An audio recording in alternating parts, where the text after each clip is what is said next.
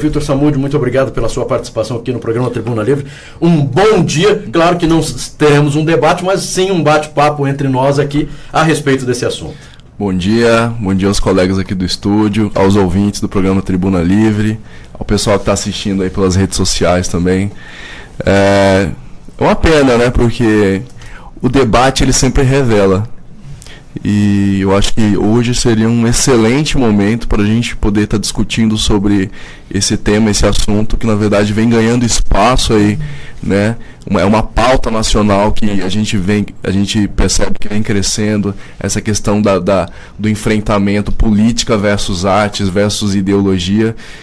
Mas de qualquer forma eu acho importante a gente estar aqui e abrir esse espaço, né? Desde já eu agradeço pelo convite, né? Agradeço por esse espaço para a gente debater, discutir sobre esse assunto que eu acho de extrema importância, principalmente nesse momento que nós estamos vivendo no país hoje. Ô Vitor, é possível separar arte de política? Impossível. É impossível separar a arte de política porque, assim como antes de entrar aqui eu estava ouvindo, né, Sérgio, que você estava dizendo sobre essa questão da escola sem partido, né? A gente acredita que, por exemplo, a educação é um ato político, né? Não no sentido de você pregar questão de partidarismo ou coisa do tipo dentro da sala de aula, mas a política, o ser humano é um ser político, né? E a arte também ela caminha dessa mesma forma. Então, assim, não tem como você produzir arte, fazer arte, pensar em arte, discutir sem você discutir a política, que é nada mais, nada menos do que nós, enquanto ser humano, que é o quê? É a situação da sociedade em que a gente vive. Pois é, então eu vou refinar a pergunta. É possível separar arte de ideologia? Não, não é possível. Não é possível porque o artista, quando ele produz, quando ele faz a sua arte, quando ele faz a sua obra, né, na verdade o artista ele é um meio desse processo, né? Ele é aquele que filtra, né? E dentro da construção da sua arte ele acaba trazendo à tona toda a sua sensibilidade e a sua vivência enquanto ser. Então, assim, toda a arte, a Carmen colocou sobre a questão da Capela Sistina, que é um exemplo, entendeu? Então, assim, é impossível você querer desassociar a arte do artista, que é um ser humano, né, que é um ser que vive em sociedade, de uma questão ideológica, né? Então, assim, por mais que a gente possa fazer esse debate e dizer que não se pode ter ideologia, não se pode pregar pensamento, né? E aí eu não estou dizendo aqui de uma questão de como vem sido levantado na questão de que, olha, tem que ser assim, tem que ser assado. Não, mas na verdade, assim, o ser humano é um ser pensante. Então, quando ele promove algo, né, quando ele produz algo, isso é reflexo e é resultado de alguma coisa que vem sendo movido na sociedade, né? Eu vou fazer as minhas perguntas. Não, fique à vontade. Não. Hoje realmente é uma entrevista, um bate-papo. Eu quero embalar. Claro, fique à vontade. Na televisão usa-se muito a questão do beijo técnico, né? Esse é um beijo técnico nas novelas e tal. E que não sei que diferença que pode haver beijo técnico e tal. E nas artes tem o tal da arte, o nu erótico e o nu artístico. Como é que você separa o nu erótico do nu artístico na arte? Boa pergunta essa, né? E aí eu acho que isso vem... olhos de quem vê? Isso, não é bem assim. Uhum. Quando a gente fala da questão do beijo técnico, né? E de fato existe o beijo técnico. Quando você está num estúdio, como nós estamos aqui, né? No caso da televisão, onde tem 30 profissionais à sua volta, né? Câmeras e várias pessoas ali, você tendo que fazer aquele trabalho, na verdade você está fazendo ali o seu trabalho, e aquele trabalho é um trabalho técnico, né? O artista ele vai trabalhar a sensibilidade, mas aquilo não deixa de ser técnica. Então, assim, existe. Agora, essa questão que você colocou, só refaz para mim a pergunta. A diferença entre o nu erótico e o nu artístico. Por exemplo, o que aconteceu agora, esse último debate a respeito da questão do artista no museu. as pessoas colocaram aquilo como pedofilia. Aquilo não é pedofilia. Né? Na verdade, assim, havia ali indicativo da questão de idade, né? Houve menor ali dentro, mas foi acompanhado dos pais, né? Na verdade, a mãe ela teve o critério de colocar a sua filha ali dentro ou não, né? E o que acontece? O nu erótico é quando há uma certa exposição a respeito da questão da sensualidade, né? E o nu artístico, na verdade, é a exposição do corpo, né? Eu acho que assim, a gente também precisa começar a parar de hipocrisia, né? Porque o que acontece? O nu, nós viemos ao mundo como? Nu, né? Se a gente for colocar a questão de membros sexuais, até quando a gente vai tratar, né, a questão do nu como tabu, né? Porque assim, enquanto a gente tratar o nu como tabu, como algo a ser escondido, né, por nossas crianças, por exemplo, a gente vai deixar as crianças cada vez mais também vulneráveis à questão aí dessa ideia da sexualidade. Então, assim, a gente precisa tratar o nu como nu, né? E muitas vezes o artista ele coloca o nu como nu. Então, assim, não tem essa questão do erotismo, né? Então, assim, eu acho que é importante a gente diferenciar, e há, sim, muita diferenciação, né, entre o erotismo e o não erotismo. E na arte, né, isso é muito visível. Se a gente parar para estudar um pouco, para entender um pouco essa questão do nu, a gente vai perceber o que é uma coisa e o que é outra. Mas a questão, acho que, do que ocorreu foi a criança, não é? Chegar ali naquele ambiente e começar a apalpar o artista. Eu acho que ali, foi o erro da mãe, mas também eu acho que alguém poderia chegar e falar, olha, tá aí o artista, mas não precisa, para que tocar? Não tem essa. Eu acho que foi aí realmente a questão. Foi com relação a colocar essa criança e começar a palpar ali aquele artista. Eu acho que foi toda essa situação que ocorreu e que fez com que as pessoas começassem, sim, aí a discutir esse assunto, Vitor. Eu acho que isso... Assim... E hoje, desculpe, só para... Hoje nós temos no cinema, olha, antigamente até era maior, né, você chegava lá, não tinha 18 anos, olha, tem 17, não entra. Hoje não sei se mas continua, olha... Filme proibido para menores de 18 anos, 16 anos, 14 anos. Então nós temos também algumas regras e parece-me que ali estava muito à vontade, não é? Olha, é um debate complexo. De fato, ele é complexo porque o que acontece? Uma pena que o menino do MBL, o Lucas, não veio. Como o MBL colocou, né, sobre essa questão do nu, da pedofilia, eu acho que primeiro assim, é importante a gente entender o que é pedofilia, né?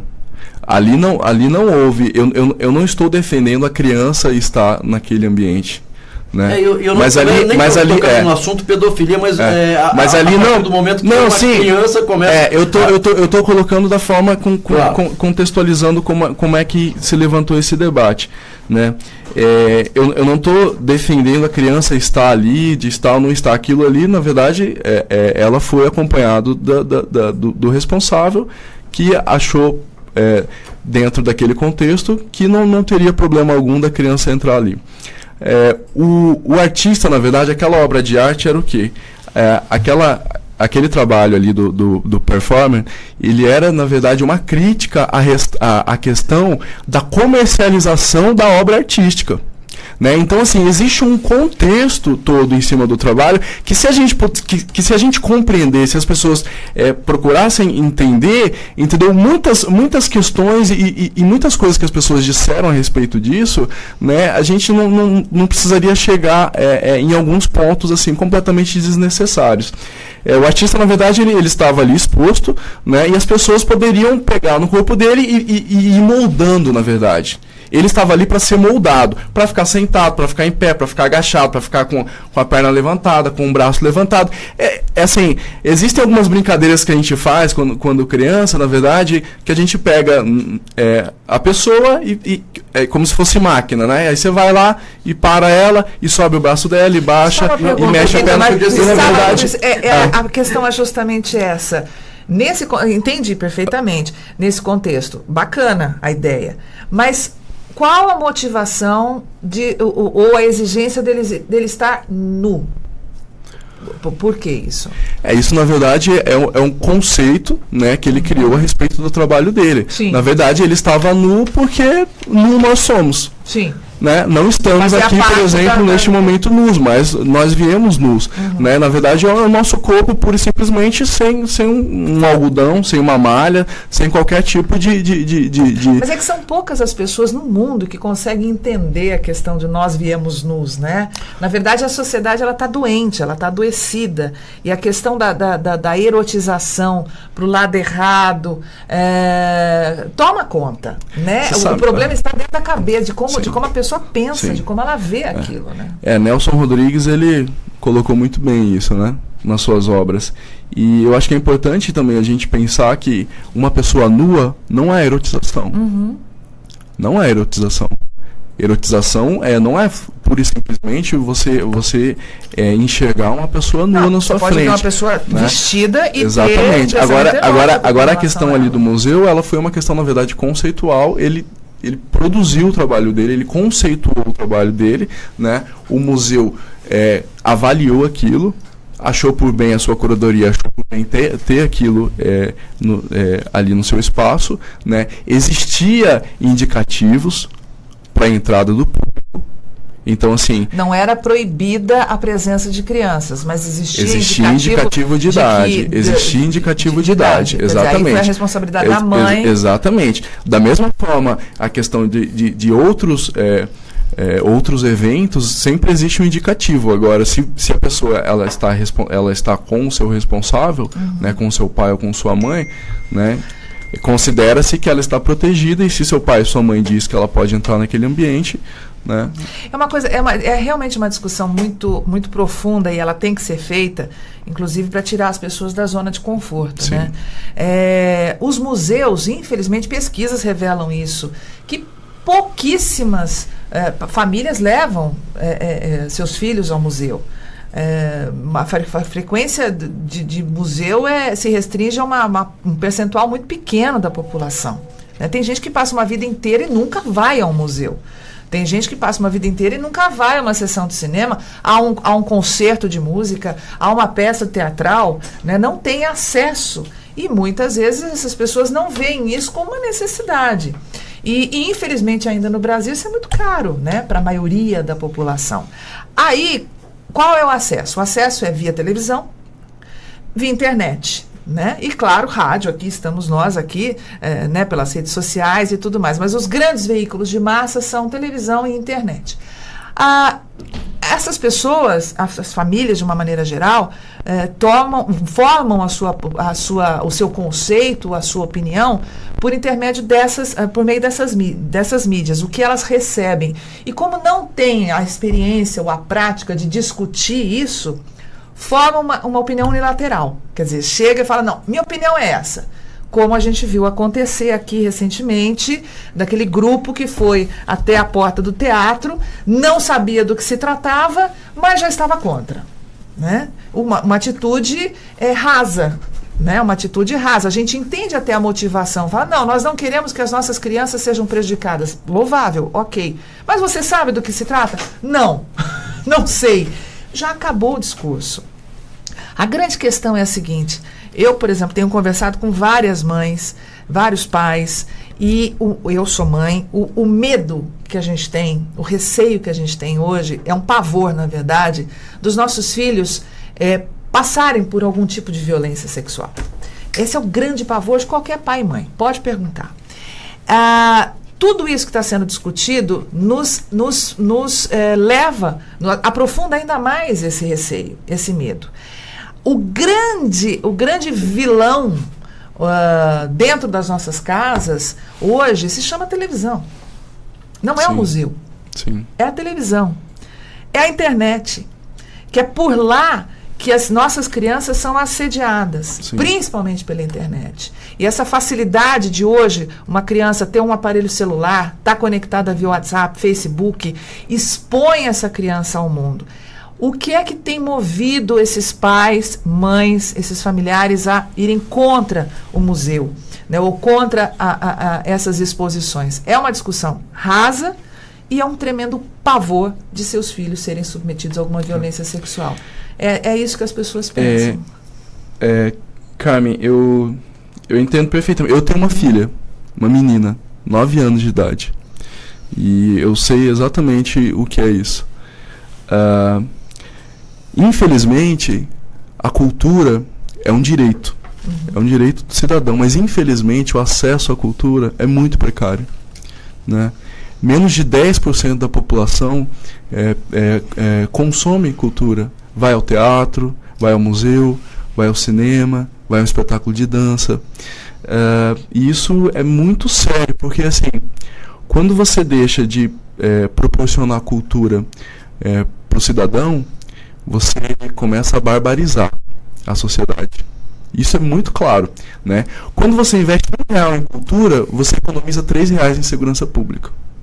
Então, investir em cultura é você economizar dinheiro público, né? Então, assim, a gente, infelizmente, ainda não viu que a gestão pública precisa começar a perceber isso, né? Que investir em cultura é investir na capacitação, é investir na formação e inclusive, investir na segurança pública, por exemplo. Por que será que um cidadão, que um jovem, sai de lá do último bairro da cidade, vai para o centro da cidade e quebra a cidade? E picha os prédios? Por que ele faz isso? Porque ele é um bandido? Talvez porque ele acha que essa cidade, esse centro da cidade não pertence a ele. Então ele não tem esse sentimento de pertencimento, né? Ele acha que aquilo bonito que está no centro da cidade não pertence a ele. Ele fala, eu moro lá não sei aonde, num bairro que não tem nada, escondido, sem asfalto, sem nada, aí o cara vem aqui e quebra. É uma maneira de tornar visível, é uma forma, né? Então, assim, a cultura também é pertencimento. Quando a gente fala em identidade, né, a gente fala em RG, que é essa marca que a gente tem no nosso dedo, na verdade, o nosso RG, a nossa identidade é a nossa cultura, porque a cultura é muito além das artes. A cultura é como a gente fala, como a gente se expressa, como a gente veste, o que a gente come. Então, assim, a questão do acesso à cultura e às artes é muito importante. Você saber de onde vem. É muito importante. A gente levanta essa questão da educação, né? Como é que a gente vai fazer com que um povo seja educado se também a gente não proporciona com que esse povo seja culto? Né? Não tem como a gente desassociar, por exemplo, a educação da cultura. Não tem como você investir em educação se você não investe em cultura. Né? Na verdade, você precisa trabalhar com o sensível das pessoas. É que ultimamente, Vitor, tem vindo à tona apenas notícias de exposições eróticas e nus nos museus. E não se abre espaço para as outras centenas de exposições maravilhosas que acontecem. Né? Exatamente. Mas, assim, essas exposições, na verdade, a arte, ela reflete o seu tempo. Né? Como, por exemplo, essa exposição agora do Marco aqui, do Museu de Arte Contemporânea, que os deputados fizeram uma nota de repúdio, saíram da Assembleia, saíram da sessão, foram para a delegacia prestar um boletim de ocorrência. O delegado foi até o museu e apreendeu uma obra. Isso é um absurdo. Isso é um absurdo. Isso é um ato extremamente de censura, é um ato é um ato ditador. Quer dizer, o quadro que estava lá exatamente. Quietinho... E o que acontece? Porque tinha... na tela existia uma menina e duas sombras, né, se referindo a um homem nu. Na verdade, a arte, ela reflete o seu tempo. Né? Você colocou aqui que os pais... Né, tem esse medo hoje realmente da questão da violência sexual, da questão da pedofilia, da questão, enfim, uma série de violências que existem. E, na verdade, a arte, se a arte não comunicar com o seu tempo, ela também deixa de ser arte. Né? Se a arte hoje está comunicando todas essas questões que, na verdade, é uma denúncia, o artista ele não faz isso para achar bonito. Como denúncia e não como estímulo. É uma denúncia. Por exemplo, o que a Alessandra, essa artista de Minas Gerais, essa exposição do Marco, na verdade ela estava denunciando o machismo e a pedofilia. E justamente a tela que ela denunciava a pedofilia, eles foram lá, apreenderam a tela e disseram que a tela incitava a pedofilia. Agora pergunta se algum deputado daqueles, entendeu, procurou entender um pouco a respeito da exposição, né? Então, assim, eu acho que a gente precisa entender, a arte, ela não é só o belo na questão da estética, no sentido de que coisa linda, aquele jardim, aquela pintura. Não é. A arte também é o que a gente acha de feio. A arte não é um adjetivo. A arte não é só um adjetivo. Então, assim, se a gente começar a pensar que a arte deve ser encarada só como uma coisa linda, maravilhosa, bonitinha, aí a arte ela vai perder o seu sentido, que é o que o Sérgio colocou no início. A arte também é política. A arte também é denúncia. Né? A arte, o artista, através do seu trabalho, ele também denuncia. Mas você acha que deve ter faixa etária nos museus? De alguma forma, por exemplo, como aconteceu no MAN, né? No Museu de Arte Moderna do Rio de Janeiro, eles já votaram, inclusive um repúdio da classe artística, para maiores de 18 anos em algumas áreas do museu. Eu estava vendo aqui o Museu de Londres, por exemplo. Em Londres, os museus cabem a eles, né? A questão de colocar ou não indicativos de idade. Como é a avaliação da classe artística com relação a isso? A questão do indicativo, né, de idade, na verdade, assim, isso é um critério da curadoria, né? Do artista, da curadoria. Então, assim, se eu sou a favor, eu sou... O que é curadoria para as pessoas? Curadoria, na verdade, são aquelas pessoas especializadas. Organizam. Todo museu tem uma curadoria. Né? São pessoas extremamente habilidosas e especializadas na arte, digamos assim, nas artes visuais, entendeu? E elas, na verdade, que trabalham em cima da programação. Então, elas que organizam, olha, vai vir para cá tal exposição de tal artista. Né? Então, na verdade, esse trabalho de indicativo de idade, ele tem que ser construído em cima de todas essas questões aí. Do trabalho artístico, né? A curadoria tem que perceber isso. Né? Então, assim, se eu sou a favor ou eu sou contra, eu acho que, na verdade, não cabe a mim dizer a respeito disso. Mas você acha que caberia em alguns casos, indicativo de idade? Eu acho que, se for necessário, sim. Sim, sem problema algum. 8h20, nós estamos conversando com o Vitor Samud, hoje que seria um debate. Eu recebo aqui, ele inclusive pelo Facebook da emissora, o Lucas dos Santos Serafim, que é do movimento MBL, não é? Que deveria estar conosco aqui. Bom dia a todos. Começo me desculpando por não ter comparecido. Um imprevisto ocorreu, o pneu do carro furou em pleno Duque de Caxias, e aí no horário que ele mandou, e ainda estamos aqui. Agradecemos imensamente o espaço aberto. Obrigado de coração. Estamos à disposição para uma outra data. Mais uma vez, desculpe, está aí então o registro do Lucas dos Santos Serafim. E eu quero encerrar, até porque deveria realmente ser um debate. Então estamos ouvindo aqui. Vamos marcar outro dia, nós vamos, né? com certeza. Sim, com certeza. E tenho aqui um WhatsApp. Bom dia, sou Cláudia, professora de educação infantil. Gostaria de dizer a princípio que se uma criança está acompanhada dos pais, não significa que está protegida. Haja vista a quantidade de crianças afastadas de seus genitores e colocadas sob a tutela do Estado. Então, não justifica a fala, estava com a mãe. Ainda como professora, penso que tudo tem hora para ser colocado em contato para a criança. Cabe aos pais e Estado manter a criança afastada da pornografia liberada pela TV, jornais, internet e agora os museus. Cultura para crianças existe sim. Existem museus, peças teatrais gratuitas. Basta ter bom senso e levar o filho para ver cultura direcionada para cada idade. E para finalizar, se fosse tão normal a criança participar da mostra em questão, não teria placa de indicativo na porta. Desejo um bom dia a todos e bons debates. Nosso muito obrigado à professora Cláudia, que coloca aqui a sua opinião a respeito. Nosso muito obrigado, viu, professora Cláudia. Também agradecer a você, Vitor Samud, pela sua participação. Foi convidado aí para um debate que infelizmente não aconteceu, mas muito obrigado por colocar aí o seu ponto de vista para que as pessoas conheçam e também tenham um pouquinho mais de informação a respeito. Pois não, Sérgio. Você me concede uma parte? À vontade. Claro. Eu queria só fazer uma pergunta final uma das grandes justificativas utilizadas por quem pelo MBL, por outros movimentos mais ligados à direita, mais conservadores, né? É de que não permitir, né, que essas manifestações sejam financiadas com dinheiro público, né? Que o Lei Rouanet, lei não sei o que tal.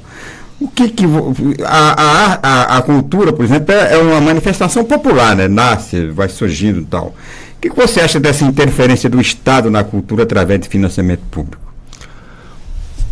Olha, é assim, o que acontece? A arte, a cultura, ela é um direito. Assim como a educação, assim como a saúde, né? Assim como vários outros direitos que nós, enquanto cidadãos, temos. Se a cultura é um direito, o acesso à cultura é um direito ao cidadão, né? Cabe ao Estado proporcionar isso. Então, o financiamento do Estado para com as artes e com a cultura é completamente legal, né? É previsto, na verdade, e é completamente possível. Essa questão de que a arte não deve ser financiado com dinheiro público, na verdade, isso é um discurso totalmente equivocado. É a mesma coisa de você saber que a educação é um direito do cidadão e dizer que as escolas, a partir de agora, não vão ter financiamento público, vão ser particular e quem quiser estudar que pague a sua escola, né? Então, assim, a arte ela é um direito e a arte ela deve sim ser financiada, né? Assim como também existe o financiamento privado, assim como empresas financiam a produção artística, o Estado também deve financiar a produção artística e a cultura. Agora, na elaboração do plano diretor, entendeu? Do município, os bairros foram ouvidos. Vocês sabem qual é a maior reclamação dos bairros, dos 8 itens? Não. Não é saúde, não é educação, não é transporte, não é segurança. Lazer. É cultura. É a população reclamando da falta de cultura. E em segundo lugar, sabe qual que é? Esporte. Então, assim, eu acho que isso já é um indicativo muito importante, né? Então, assim, cultura como direito do cidadão deve sim ser financiado pelo Estado. Assim como a iniciativa privada também pode financiar, né? Mas agora essa história de que recurso público não pode ser aplicado para a produção artística e para a cultura, isso na verdade é um pensamento totalmente equivocado, né? Um pensamento perigoso, é muito perigoso.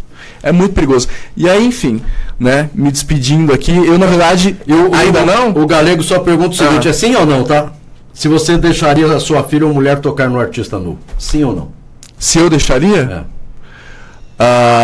Eu não posso te responder aqui porque eu estou dentro do estúdio. Agora, se eu estivesse no museu, dependendo do contexto. Não sei. Tá não posso te responder aqui, mas dependendo do contexto, sim, pode ser que sim ou não. Tá certo. Né? A mesma pergunta eu faria a ele, né? Na verdade, eu convidaria para participar mais do circuito e dos eventos artísticos de Campo Grande. Vitor Salmudio, muito obrigado pela sua participação aqui no programa Tribuna Livre. Tenha um bom dia. Ótimo final de semana. Obrigado.